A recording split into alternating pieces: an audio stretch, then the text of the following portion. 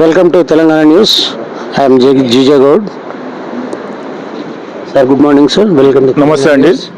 మీరు మీ ఫౌండేషన్ ద్వారా ఏమేమి సౌకర్యాలు కల్పిస్తున్నారు, ఎన్నాళ్ళ పాటు కల్పిస్తున్నారు అనేటువంటి విషయాలు ప్రజలకు తెలియాలంటే మీరు కొన్ని ముఖ్యమైన విషయాలు చెప్పాలి. నమస్కారం సార్, ఈ ఛానల్కి నమస్కారం తెలియజేస్తూ, మా సదాశయ ఫౌండేషన్ 2008 గాంధీ జయంతి నాడు కోల్బెల్ట్ ఏరియాలో ఆవిర్భవించింది. దీనికి ముఖ్యంగా స్ఫూర్తి కాళోజీ గారు. వారి శరీరదానం 2002లో చేశారు. ఆయన స్ఫూర్తితో మా సోదరుడిది 2006లో బాడీ డొనేషన్ చేయడం జరిగింది. అప్పటి నుంచి 2008 గాంధీ జయంతి నుంచి ఈ నేత్ర అవయవ శరీరదానం ముఖ్య లక్ష్యంగా సదాశయ ఫౌండేషన్ 2 రాష్ట్రాల్లో పనిచేస్తుంది సార్. సో ఇప్పటికీ 1530 కార్నియల్ మన నేత్రదానాలు సేకరించడం జరిగింది. దానివల్ల 3060 మందికి చూపు ఇవ్వడం జరిగింది. 152 బాడీ డొనేషన్స్ అయినాయి, అంటే వైద్య విద్యకు తోడ్పడడం జరిగింది. అట్లాగే 90 అవయవ దానాలు జరిగాయి.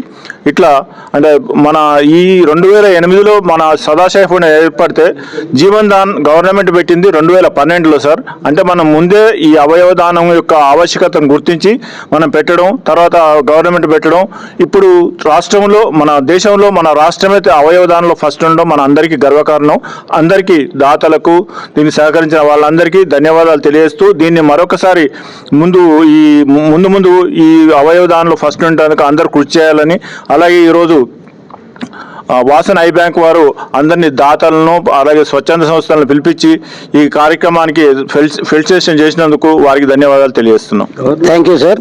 2012 నుంచి ఇంతమందికి మీరు నేత్రదానాలు చేశారు, బ్రహ్మాండమైనటువంటి వస్తువులు కల్పించారు, మీరు రక్షణ కల్పించారు. 2012 నుంచి ఇంత పెద్ద ఎత్తున మీరు అందరికీ రాష్ట్ర వ్యాప్తంగా చేస్తున్నందుకు మీకు గవర్నమెంట్ తరఫున మీకేమైనా వస్తువులు అందుతున్నావా? చాలా బాధాకరం ఏంటంటే మాకు ఇంతవరకు 2008 నుంచి మేము చేస్తున్నాం సార్. ఇప్పటికీ గవర్నమెంట్ నుంచి ఏం లేదు. జస్ట్ ఏంటంటే అప్పుడిప్పుడు వాళ్ళ అధికారులు వచ్చినప్పుడు ఫెలిసిటేషన్ చేసడం తప్ప మాకేం మా సొంత డబ్బులతోనే మేము సంవత్సరం సభ నాడు ఒక మెమోంటో ఇవ్వడం, అలాగే ముందుకు వచ్చిన వాళ్ళకు సర్టిఫికెట్ ఐడి కార్డ్స్ ఇవ్వడం, అలాగే నేత్రదాన పక్షోత్సవాలు జరపడం, జాతీయ అవయవదాన దినోత్సవం జరపడం, ఇట్లా మా సొంత ఖర్చులతోనే మేము చేస్తున్నాం. కానీ ప్రభుత్వం ఇవ్వట్లేదు.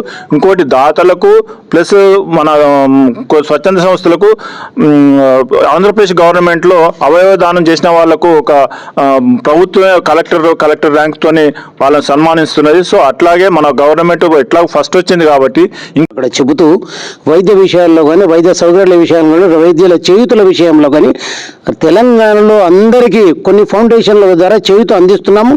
ఆ అందించే వారికి మేము ఆర్థిక సమతుల్యం పాటిస్తున్నాం. వారికి కావాల్సిన అన్ని విషయాలు మేము అందిస్తున్నాం, సహకారాలు అందిస్తున్నామని బీహార్లో 3 రోజుల కింద రేవంత్ రెడ్డి గారు చెప్పారు. మీకు ఈ విషయం మీకు తెలుసా?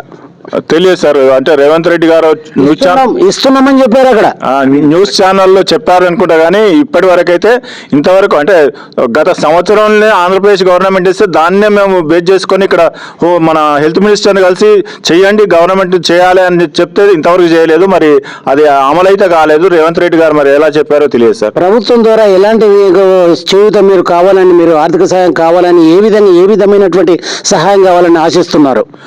మేము అంటే రకరకాల పాంప్లెట్స్ కానీ, కరపత్రాలు కానీ, లేకపోతే అన్నీ గవర్నమెంట్ చేయాల్సింది మేము చేస్తున్నాం, మా సొంత ఖర్చులతో చేస్తున్నాం. సో గవర్నమెంటే బస్ స్టాండ్లలో, రైల్వే స్టేషన్లలో అన్నిట్లో ఈ ప్రచారం చేసుకుంటూ, టీవీలలో స్క్రోలింగ్ ఇచ్చుకుంటూ స్వచ్ఛంద సంస్థలకు తగిన ప్రోత్సాహం, సహకారం తప్పనిసరి అందించాలని మీ టీవీ ద్వారా మనకు చేస్తాం. చాలా థ్యాంక్ యూ సార్. అన్ని అవయవాల కంటే నేత్రదానము చాలా ఈ అంగం అనేటువంటిది, ఈ అవయవం చాలా ప్రముఖమైనటువంటిది. ఇది లేకపోతే మొత్తం అంధకారమే, అసలు ప్రపంచమే లేదు చూపు.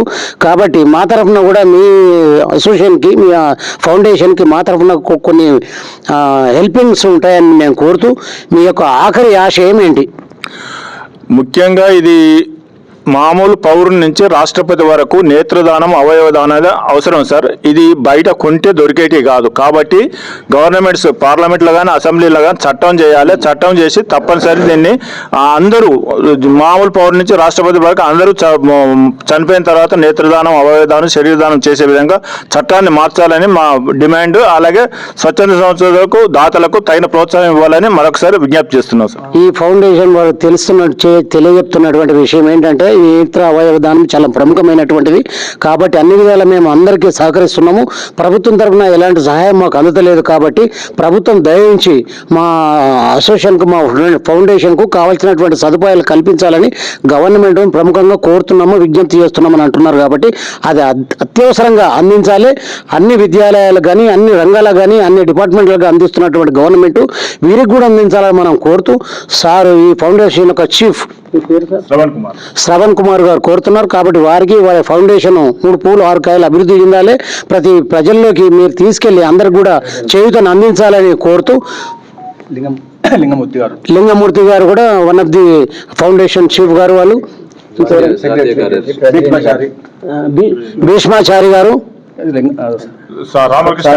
రామకృష్ణ గారు, చంద్రమౌళి గారు, పృథ్వీ గారు, వాసు గారు, వీళ్ళందరూ కూడా కలిసి ఈ యొక్క ఫౌండేషన్ ఇంకా ముందుకు తీసుకుపోవాలనే ఉద్దేశంతో, పారదర్శకంగా తీసుకెళ్లి ప్రజల్లోకి వెళ్ళాలనే మంచి ఆదర్శంతో తీసుకున్నాడు. ఈ ఫౌండేషన్కి చేయూత సహకారాలు అందించాలని ముఖ్యమంత్రి రేవంత్ రెడ్డి గారు కోరుతున్నాము. Thank you. చిన్న పాయింట్ సార్. ఉమ్మడి వరంగల్ జిల్లా 2 సార్, ఇక్కడ పెద్దపల్లి జిల్లా ఓదెల మండలంలో అబ్బిడిపల్లె ఉన్న ఓదెల 2 గ్రామాలు స్వచ్ఛందంగా వాళ్ళ మరణానంతరం నేత్రదానం చేస్తారని ముందుకొచ్చి ఆ తీర్మానాన్ని కలెక్టర్ గారికి సమర్పించడం జరిగింది. అది స్ఫూర్తిగా ఎంతో మంది ఛానల్స్ వచ్చి దాన్ని వాళ్ళందరి ప్రజల వాళ్ళ అంగీకారాన్ని లేకపోతే వాళ్ళ మాటలను తీసుకోవడం జరిగింది. కాబట్టి వాళ్ళని ఆదర్శంగా, అంటే 250 పైగా డాక్టర్ భీష్మాచార్య నాకు ఆర్ఎంపీ డాక్టర్, మా జాతీయ కార్యదర్శి, వారి ఆధ్వర్యంలో ఓదెల మండలంలో 200 పైగా, అంటే మన రాష్ట్రంలో నాకు తెలిసి అంత పెద్ద ఎత్తున ముందుకు రాలేదు. కాబట్టి దయచేసి ఆ ప్రోత్సాహం దాన్ని చూసి కూడా మా స్వచ్ఛంద సంస్థ సహకారాన్ని అందించాలని మనవి చేస్తున్నాం. లింగం గారు కూడా ఒక 2 నిమిషాలు, 1 minute, వారి లింగమూర్తి గారు వారి విషయాల్లో మనం తెలుసుకుందాం.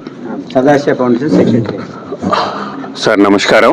మేము సదాశివ ఫౌండేషన్ జాతీయ ప్రధాన కార్యదర్శిని. మా యొక్క ముఖ్య ఉద్దేశం ఏంటంటే, టెక్నీషియన్స్ దొరక్క చాలా ఇబ్బంది అవుతుంది కాబట్టి మేము మన శ్రీధర్ బాబు గారికి ఒక లెటర్ పెట్టాము. ఇది 108లో పెట్టాలని. ఎందుకంటే రాష్ట్ర వ్యాప్తంగా వెహికల్ అవైలబిలిటీ ఉంది, టెక్నీషియన్ అవైలబిలిటీ 24 hours ఉంటారు. కాబట్టి దాంట్లో ఇది క్రోడీకరించాలని చెప్పాము. గవర్నమెంట్ అది కనుక చేసినట్లయితే ప్రతి ఒక్కరూ ఇవ్వడానికి రెడీగా ఉంటారు, తీసుకోవడానికి కూడా. మనం ఇప్పటివరకే అవయదానం తెలంగాణ ఫస్ట్ ఉంది. అలాంటిది నేత్రదానంలో నెంబర్ 1గా ప్రపంచ స్థాయిలో కూడా ఉండే అవకాశం ఉంటుంది. కాబట్టి ఆ పెట్టిన అప్పీల్ను రేవంత్ రెడ్డి గారు దాన్ని ముందుగా చేయాలని చెప్పి కోరుకుంటున్నాం సార్.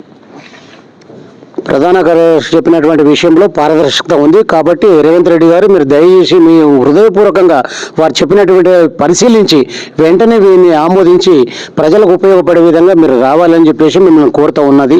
భీష్మాచారి. నా పేరు భీష్మాచారి. వృత్తి ఆర్ఎంపీగా చేస్తూ ప్రవృత్తిగా సామాజిక సేవా కార్యక్రమంలో సదాశివ ఫౌండేషన్ తరఫున తెలంగాణ రాష్ట్రంలోనే అత్యధిక నేత్రదానం చేసిన గ్రామంగా ఓదెల నిలడం నిజంగా అభినందనీయం. ఎందుకంటే స్వచ్ఛమైన మనసులు కలవారు కాబట్టి ఇప్పటి వరకు మన స్పెయిన్, ఆస్ట్రేలియా, శ్రీలంక, ఫ్రాన్స్ దేశాలు ఎలా చట్టం చేశాయో అలాగే ఓదెలో కూడా ఓదెల మరియు అబ్బిడిపల్లె ఈ 2 గ్రామాలు తెలంగాణ రాష్ట్రంలోనే తీర్మానం చేసిన గ్రామాలుగా ఖ్యాతి గడించడం నిజంగా ఆ సున్నితమైన మనస్కులకు నిదర్శనంగా ఉంది.